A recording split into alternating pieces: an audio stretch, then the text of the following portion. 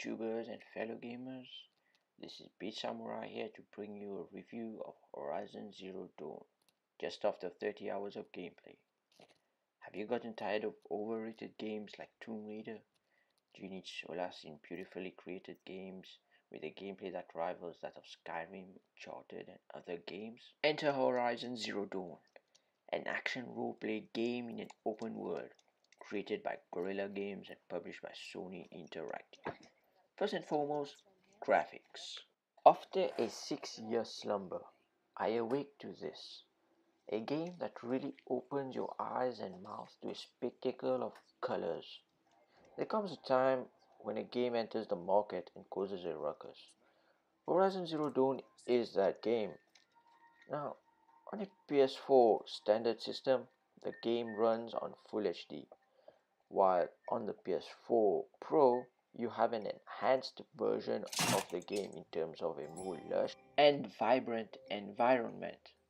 Mind you, I'm playing on a standard PS4 system, and thus all I say is from my perspective and my research. Why in the world of Horizon Zero Dawn you have this crisp and clear image? The very beauty of the game is mostly seen in how Aloy interacts with the environment. Topmost ice-capped mountains through the forest, the anti-aliasing and texture filtering does a very good job in giving you a game that takes full advantage of the hardware. The pixel count comes to around a full 2160p using checkerboard rendering, which for the new guys out there is a form of 3D computer graphic technique. This technique gives you an image with relatively no blur, distant detail remaining crisp and very clear. I found that the image quality is impressive. Since Horizon is mainly focused on the post-world apocalyptic gameplay, where humans have returned to their base necessities and where there is now more fauna and flora instead of man-made towering concrete jungles. The main interaction in the game is seen when the player walks or crouches in tall grass, or just moves around among the trees, and the way the foliage interacts with the slightest touch of the wind and rain is all breathtaking. Having said that, this richly detailed work of art, it seems, has surpassed its predecessors in the open world game genre. Mountainous terrain and destroyed cities lay in front of you. With such detail you can hardly take your eyes off the buildings, and you wouldn't if not for the Ravagers and the other predatory robots lurking near you, ready to pounce without a notice. The game is very rich in colors, from the rich palette on the tribal clothing to the swapping environments coupled with the different coloring of each fauna species. At different times of the day, whether it is at night under the light of the moon or during the day with a splash of sunlight, the shadows and the lighting react accordingly, even on fellow NPCs. The way the shadowing and the texture of their appearance leaves you satisfied in meeting them. The design of the game is such that one can clearly make the difference between wood and man-made metal work. The weather simulation is awesome. One minute you have a downpour, and the next you're walking through clear, beautiful spring air. And the next thing you know, there is a sandstorm all around you. One of the things I did not like was the fact that the bushes and plants in certain regions do not react when Aloy runs through them. I guess, as one of the reviewers said, is a compromise in giving the game its 30 frames per second stability throughout the whole game. The details given to the other NPCs and Aloy is a plus, and the physics from the game engine makes Aloy's hair and clothing move at the closest reaction to movement. The presentation of the environment, in my humble opinion, as a whole is impressive. The star, however, of the whole game are the robotic animals that you will find throughout the game, from Watchers to the Thunderjaw, Ravagers, and robotic herbivores. The detail is put into good use such that when aiming with her bow, Aloy can choose to strike either an eye or a cylinder on the back of the robots. Each machine is designed with such detail, and the lighting and coloring enhances each one of them differently and makes them fit perfectly in the environment around you. Sound, music, and voice.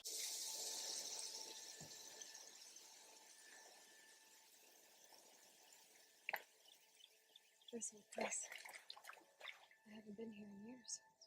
Wonder what I can find.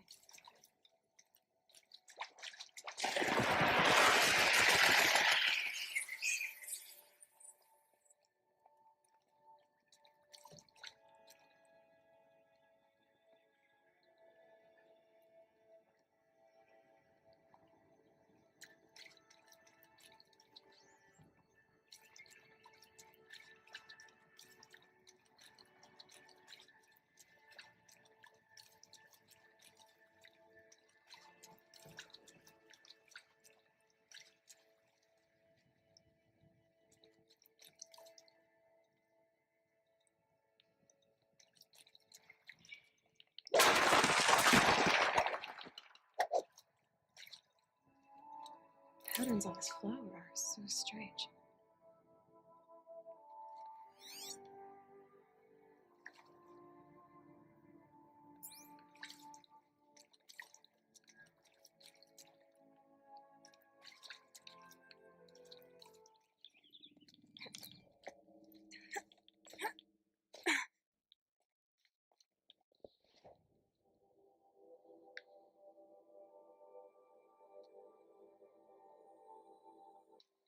From the most remote locations where you feel no presence, machine or human, to big festivals. Even considering the crisp burning sound made by the fire arrows, it is absolutely mind blowing. The sound, that is. I use the PlayStation earphones, which you might be frowning upon right now, but I am bewildered. Change that to my Yamaha earpiece, and I am blown away again. The sound you experience in game brings you different and great environmental experiences. Whether you are attacking an enemy in one of the bandit camps around the world or just walking along, making noise, everything feels natural. From the little animals that you will hear around you in the forest to the mechanic beasts that will roar, or even those that are trying to ram into you, I found Horizon Zero Dawn wasn't lacking in the sound department. The only issue that occurred was that on my speakers the sound was not balanced and it was only playing from my left speaker side. However, change that from the surround sound configuration to stereo and everything was perfect again. Music. Don't pass up these goods. Trail ends here. Someone must have seen the thief. Music is quite good.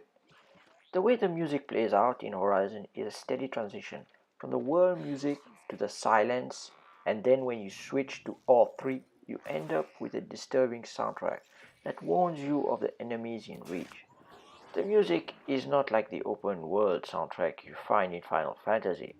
However, I was a little bit annoyed with the fact that at every few steps you would bump into one of the dangerous critters that roam this post-forsaken world, and you would have to be stuck with the same danger music, which was one of my least favorites.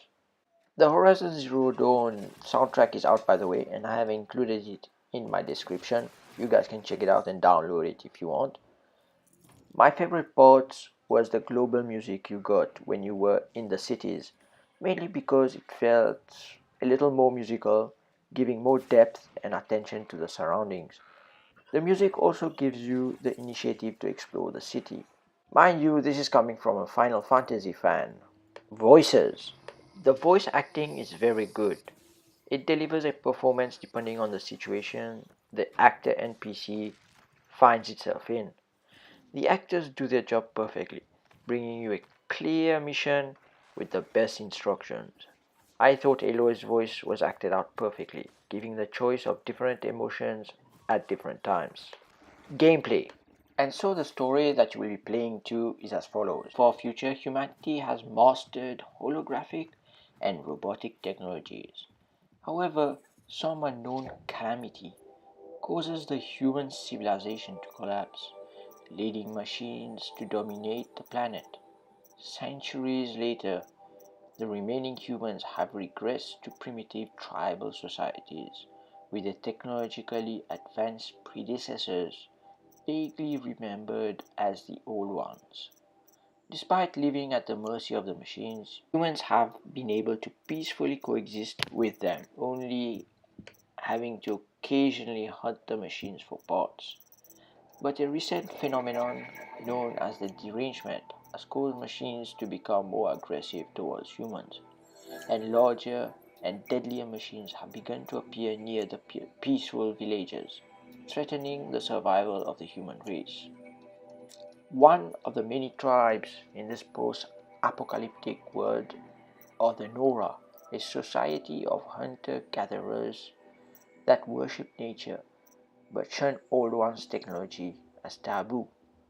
The Nora are also known to punish wrongdoers by labeling them as outcasts. Outcasts are forbidden from entering the tribe settlements, leaving them to survive in the wild on their own. Your parent figure, Ross, is one of them and teaches you from a young age the basics of survival until he gets killed earlier in the game, and with you having to hunt down the murderers. The menu is full of your relevant mission information, details about your weapons, a perfectly detailed map, which is a full 3D map designed to display the depth in the terrain. The map makes it easier to understand the layout of the world because of the depth system. The inventory handles your equipment, which can also be manipulated and upgraded in the crafting tab. The notebook places solid information about the robotic animals and also about the different archaeological items you discover along your trip. Skills tab is where you will find your upgrades for your skills. So after each level, you'll be given 3 points, 2 points, or 1 point earlier in the game, and you use these to either upgrade your prowler skills, your brave skills, or your forager skills. So basically, the story starts off as you being a small child, and that's when you first discover the controls. I found it similar to Bloodborne.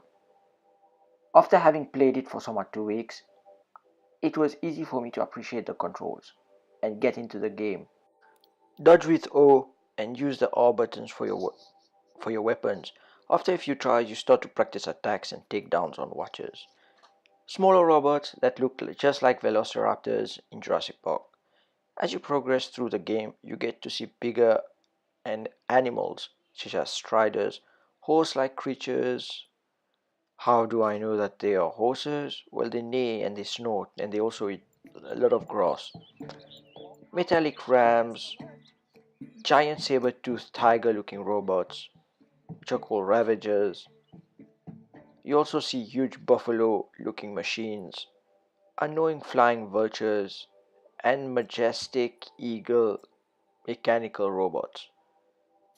You get your basic weapons, which is a bow and arrow, and you also learn to use tripcasters, which is basically wires that either shock, blast, or cause fire to your enemies when they cross the wire. There is also a slingshot, which fires balls of ice fire and damages several units in that area. Through your journey into the game, always speak to merchants. This will help you look at the new update to weapons. The start of the game, you will find that weapons are graded by colors, and all the weapons have a green background. That's because they are still at a low level. The second level of weapons are the blue ones, and the third grade of weapons are purple. I found that the rain could inhibit your interaction in the game. During raining, your senses of view and hearing were diminished considerably until the rain stopped. climbing high on top of towers and on top of tall necks, who are robots that have obviously tall necks and that are very passive and provide you with certain benefits in converting them using your override. Your override is your spear, by the way. Overriding can be done on all machines to call them by your side. Striders and other animals that can carry you on your back, you can make them your permanent pets. Other more predatory and more vicious robotic animals have a time limit. We overcome and extended through the skill system. I did not do much research on my skill advancement, but I got the skills I feel I needed along my way. I always try to collect some skill points and then upgrade the skills need instead of using the skill points on the low level skills. I feel that the skills on the next level were more valuable. In the quest department, you get your main quest, which if you follow only will help you finish the game in 30 or so hours. But if you do the side quests and explore the whole map, then the game reaches up to 100 hours. Personal opinion. Now, like I said, for somebody coming back to gaming after 6 years, this game is a masterpiece. The last games I played were Soul Reaver. Uh, if anybody remembers in PlayStation 1, Soul Reaver is a game that has a super original vampire story behind it. Final Fantasy, another one, which was one of the lost classics and masterpieces of PlayStation 1, had a very impactful soundtrack. With other masterpieces I played on the PlayStation 2 before putting all of the dreams aside. Then, after 6 years coming back to PlayStation 4, this has provided me with the same passion I had back then. Horizon Zero Dawn provides me with a gaming satisfaction of animation, story. Although it is simple, it brings in originality. Who else thought of creating a game that occurs in a post apocalyptic world with robots? Frankly speaking, how many games have you gone and played that require that you use a bow and arrow to vanquish metallic and mechanical animals? There's a sort of a American Indian setting within this game. I mean the whole tribe system, bow and arrows. This unique style compared to the futuristic gun plasma action games that have been spamming the market puts Horizon Dawn at an advantage. With the PS4 Pro on the market now, fans will appreciate the near 4K resolution that it deserves, with better and sharper images on your flat screen TV. With a new patch that came out to solve certain bugs and quests, Horizon Zero Dawn even got a new expansion. Horizon Zero Dawn has sold more copies than any other game in 2016-2017, with 2.6 million in sales in just under 2 weeks. This has of course sent PS4 sales in a rise. People putting down their keyboards, rollerball mice, Xbox manette, and taking mommy's credit card to buy the new PS4 Pro. PlayStation has always had superb games. The point of this tangent is not to kiss Sony's ass, but to take you back to when games really meant something, when a game received an 8 or a 9 due to their superb story and uniqueness. Here in Horizon Zero Dawn, Sony has come back to that. In a time when Nintendo Wii was dominating the market, and before that, the Xbox. But with the Switch having so many issues, and might be on its way to the cemetery, and with Halo actually getting way worse, now it's the rise of Sony again. And what a fabulous way to start 2017 with Horizon Zero Dawn, with a gaming company that puts games first. I can see this being the best game for 2018. Props goes to the developer team of Horizon Zero Dawn. With that guys, I hope you enjoyed the review. Thank you very much for watching the video. Like and subscribe if you want, and enjoy the rest of the clip.